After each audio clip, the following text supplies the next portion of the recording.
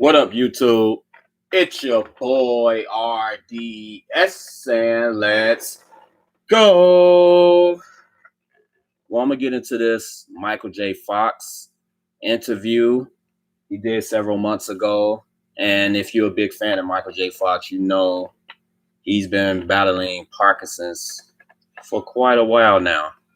And because of that disease, it kind of like put his film career on hold.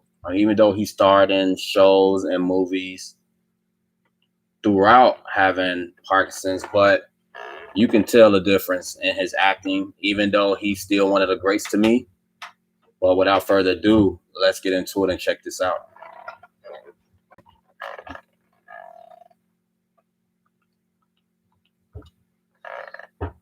Look at this. ABC News exclusive actor Michael J. Fox speaking about his new book, No Time Like the Future. I so admire his optimism. And you're going to love this book. This is vintage Michael J. Fox. It is funny. It is intimate. It's philosophical. And he opens up about this time that tested him in the last couple of years, that really tested his optimism. He got through it with great spirit. From family ties. Well, how do I look? Middle-aged. To Marty McFly. I need to borrow your hoverboard. Michael J. Fox has been part of our lives his entire career. Are you telling me you built a time machine out of a DeLorean? And now the iconic actor is out with a new memoir, No Time Like the Future. An optimist considers mortality. You may be America's most famous optimist, but when I read this book, which is fantastic, I felt it was like about the testing of an optimist. Yeah, it was definitely about a crucible that I went through in a really unlikely way. Fox was diagnosed with Parkinson's in 1991. His trademark humor and optimism have helped him come to terms with the disease.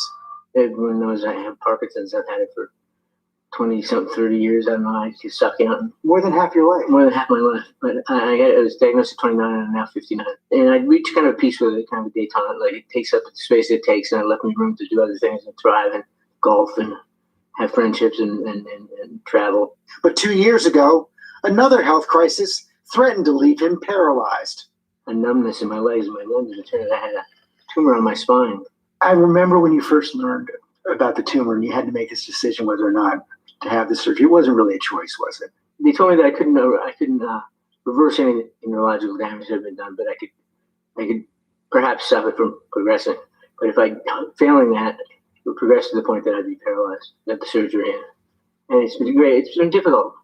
It's difficult to move. I can't golf like I used to, which is terribly. And I can't even. You're always a money player, though. You always hit well first tee. I don't know who it was who said any jerk can hit the second shot. Fox began 4 months of intense physical therapy to learn to walk again.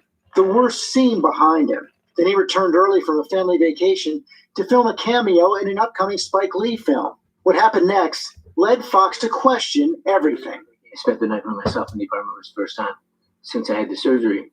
And I got careless and was walking in the hallway. And I slid into the living room, into the kitchen, I should say, and hit a tile and went down and shattered my arm.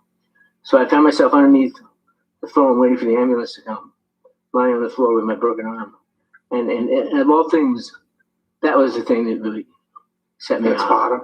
That was bottom, because it was so useless. It was so pointless and so stupid, so avoidable, and everything that had happened that I couldn't say, well, I didn't do anything to cause Parkinson's. I didn't do anything to cause the tumor on my spine. But I did this. But how could you blame yourself for that? Well, because everyone's taken abundant caution with me and warned me to be careful. And I have to think before I walk. I can't just get up and go, because I don't always control my momentum, and I don't always control my direction. My daughter, Skylar, had come back with me from vacation. She had to go to work the next morning. So she offered to stay over and get me breakfast in the morning. And I said, no, I'll be fine. You worry, I'll be fine. I'll be fine. Don't worry. And the next she hears from me, I'm in the hospital with my arm. The road to recovery for his broken arm and crushed optimism was tough. But Fox eventually came out the other side, remembering the words of his father-in-law. He would always say, gets better, kiddo, gets better. The last thing you run out of is the future. And he lived every day with gratitude. And I realized if there's gratitude, then you can sustain optimism. You know, Y'all Mike know I doesn't was call looking at himself him when I a writer or a philosopher, but he is both, and it really comes through in this book. It is so well written, and it brings you inside. All right, if you're not a fan of Michael J. Fox, like I said, then you're not a fan of TV. The man is a pioneer. He starred in one of the biggest shows of all time, Family Ties.